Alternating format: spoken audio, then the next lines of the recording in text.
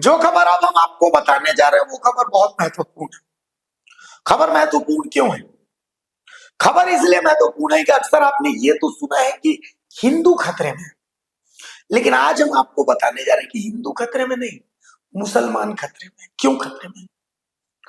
मुसलमान इसलिए खतरे में है कि मुसलमान अपने आप को एक पार्टी का वोट बैंक बनाकर नहीं रख पा रहा। अब समझिए इसको मैं क्या कहना चाह रहा हूं। सदन में आज विधायक दल के नेता प्रदीप यादव ने मदरसे से रिलेटेड सवाल उठाया, शिक्षा से, मुस्लिमों से रिलेटेड सवाल उठाया। उन्होंने सरकार को घेरा कि भाई पूरे 5 साल आपने सरकार चलाया, लेकिन पूरे 5 साल में एक बार भी अल्पसंख्यक कल्याण को लेकर के अल्पसंख्यक आयोग की बैठक मंत्री के साथ कभी नहीं। साथ ही उन्होंने जो मदरसों में शिक्षा दी जाती है, उर्दू शिक्षा है, उसको लेकर के भी सवाल उठाया, जिसका जवाब मंत्री हफीजुल हसन ने दिया। हालांकि हफीजुल हसन इसका जवाब देते समय थोड़ा असहज महसूस करते देखे गए। एक बार आपको सदन की वो कार्यवाही दिखाते हैं, आप पहले देखिए, उसके बाद इसको समझिएगा कि हम आपको क्या समझाना चाह रहे हैं। छोटा छोटा इसका एक छोटा सा जो चंक है वो हम आपको दिखाते हैं, पहले देखिए इसको। आप उनकी भी बहाली नहीं कर पाए हैं। आप सीधे जो टेट पास उर्दू शिक्षक है, आपके पास खाली पड़े पद है, उसकी बहाली करें, पहली मांग ये। दूसरी मांग, अध्यक्ष महोदय, हाई कोर्ट ने भी डिसीजन दिया है, इनको डायरेक्शन दिया है सरकार को कि भाई जो +2 की पढ़ाई, कॉलेजेस की पढ़ाई, ये जो चल रहे हैं बिना शिक्षकों का, मेरे पास उनके भी कागजात है अध्यक्ष महोदय कि राज्य के +2 विद्यालयों, इंटर स्कूल में उर्दू विषय के शिक्षक नहीं है। रीट याचिका 174 218 में यह ऑर्डर है कि भाई 218 में ही यह ऑर्डर हुआ कि भाई आप शिक्षकों की बहाली करें। आज तक उर्दू शिक्षक की +2 बिना शिक्षक के ही लोग पास हो रहे हैं। भी यहाँ चाहते हैं कि जो लोगों की मांग है, यहाँ भी शेख भिखारी के नाम पर अरबी, फारसी, उर्दू यूनिवर्सिटी खुले, तब शिक्षा का स्तर मदरसों के लिए अलग से बोर्ड बनाए। फिर मदरसों के लिए अगर आप वहां से नहीं कर सकते तो किसी यूनिवर्सिटी को तैयार करें, ताकि उनके बच्चे भी पढ़ लिख के आगे हो। जो बात अभी थोड़ी देर में कमेंट पास कर रहे थे सीपी बाबू, ये दोबारा उनको मौका ना मिले, हम ये काम करें।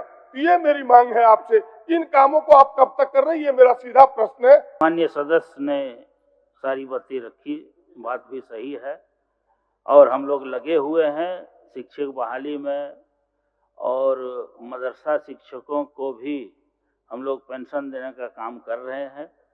हमारी सरकार ने जो 2019 से 24 तक का जो कार्यकाल रहा है, एक मंत्री खड़े हैं, आपको दे रहे हैं, उनको बोलने दीजिए, फिर आप कुछ बोलें। आज तक जितना कल्याण विभाग द्वारा काम हुआ है, मुझे लगता है कि पूरे हिंदुस्तान के या पूरे विश्व में इतना काम नहीं हुआ।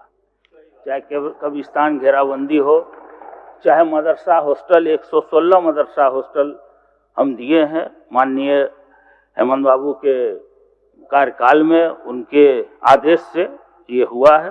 और जहाँ तक आलिम फाजिल का बात है, ये सही में एक समस्या है जिसको हम लोग अभी फिलहाल रांची यूनिवर्सिटी से जोड़ने का काम कर रहे हैं।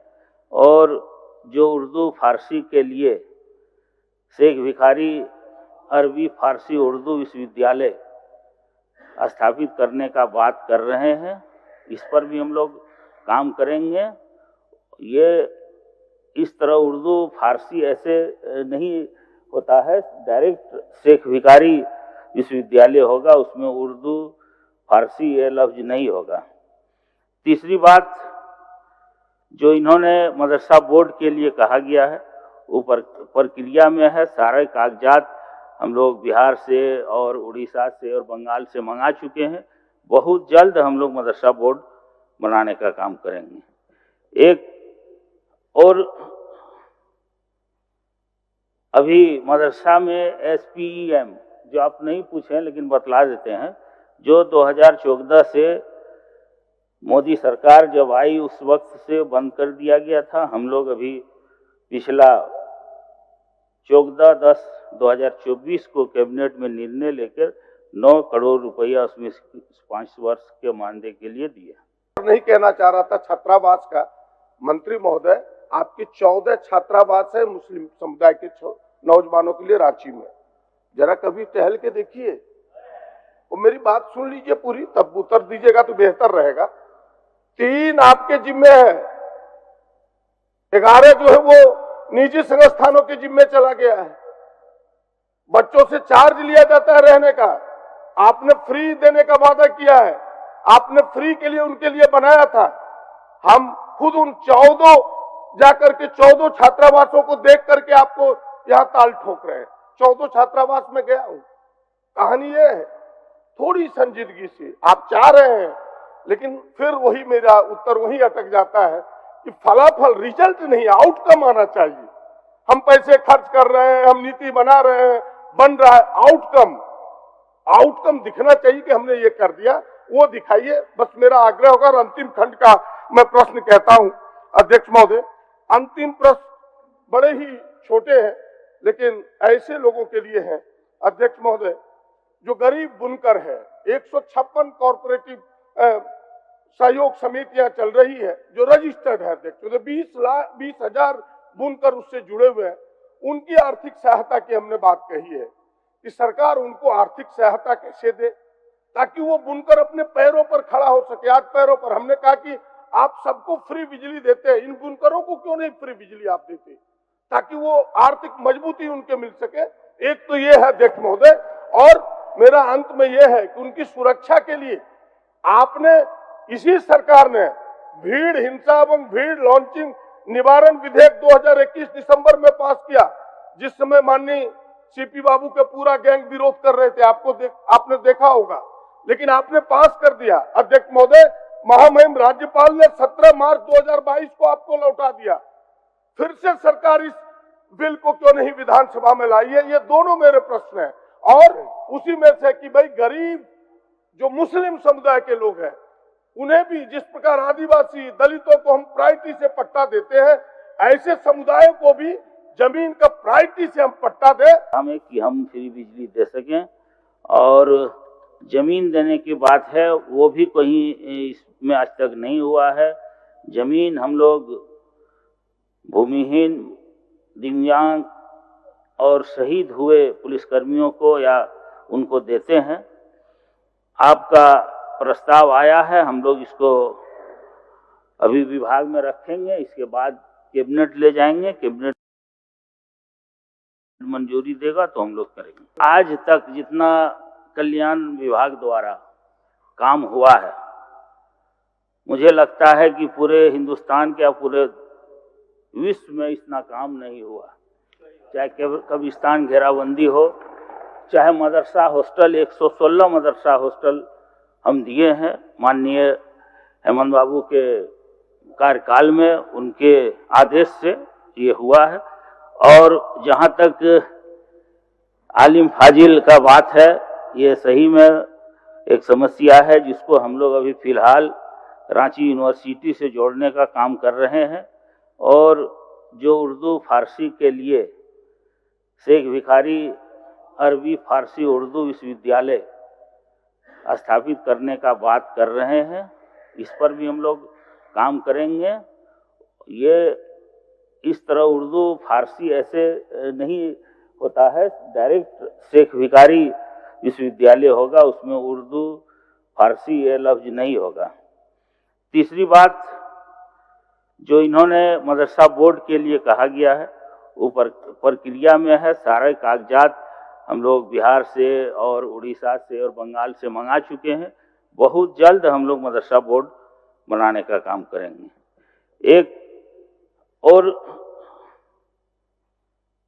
अभी मदरसा में SPEM, जो आप नहीं पूछे लेकिन बतला देते हैं, जो 2014 से मोदी सरकार जब आई उस वक्त से बंद कर दिया गया था। हम लोग अभी पिछला 14/10/2024 को कैबिनेट में निर्णय लेकर 9 करोड़ रुपया उसमें 5 वर्ष के मानदेय के लिए दिया। तो अब जब आप ये कार्रवाई देख चुके, इसको समझिए, मुस्लिम जो है उसको कांग्रेस का वोट बैंक माना जाता था, लेकिन समय के साथ वो वोट बैंक जो है वो JMM के साथ गया गठबंधन में। और आप देखिए, चाहे विधानसभा में नमाज कक्ष बनाना हो, चाहे बाकी फैसले हो, मुस्लिमों का वोट बैंक पर ही जेएमएम ने सेंधमारी की है और जेएमएम के तमाम फैसले वो हैं जो बीजेपी से ज्यादा कांग्रेस को नुकसान पहुंचा है। सदन के अंदर एक लड़ाई चल रही है। ये दांव था विधायक दल के नेता प्रदीप यादव का कि भाई मुस्लिम हमारा वोट बैंक है, हम उसके मुद्दे उठा रहे हैं। इसी को लेकर के आप भले इसको लोकतंत्र की खूबसूरती कहिए, लेकिन हम इसको इस एंगल से देख रहे हैं कि ये कोशिश अपना वोट बैंक बचाने की।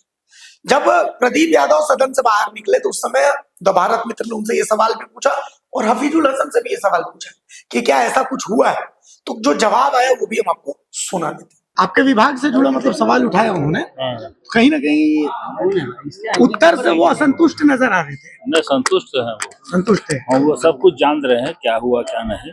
2 साल कोरोना था, उसके चलते नहीं हुआ बैठक। फिर हेमंत बाबू जेल चल गए, फिर कमेटी भंग हुआ, फिर चंपा सोरेन जी आए, उस वक्त कमेटी बना, फिर हेमंत बाबू आए, तो 4 बार कमेटी चेंज हुआ। अभी 25 तारीख को ये सब बैठक रखे थे, लेकिन 2 विधायक, माननीय विधायक भी उनमें मेंबर हैं, उनके नहीं आने से बैठक को टाल दिया गया। फिर उम्मीद है 3 तारीख को फिर बैठक एमएसडीपी का होगा। तो अब जब आप ये दोनों चीजें सुन चुके हैं तो आप ही तय कीजिए कि मुस्लिम किसका वोट बैंक है, क्योंकि मुस्लिम जब तक वोट बैंक रहेगा तब तक वो खतरे में रहेगा। इसीलिए हम कह रहे हैं कि मुस्लिम खतरे में है, हिंदू खतरे में नहीं।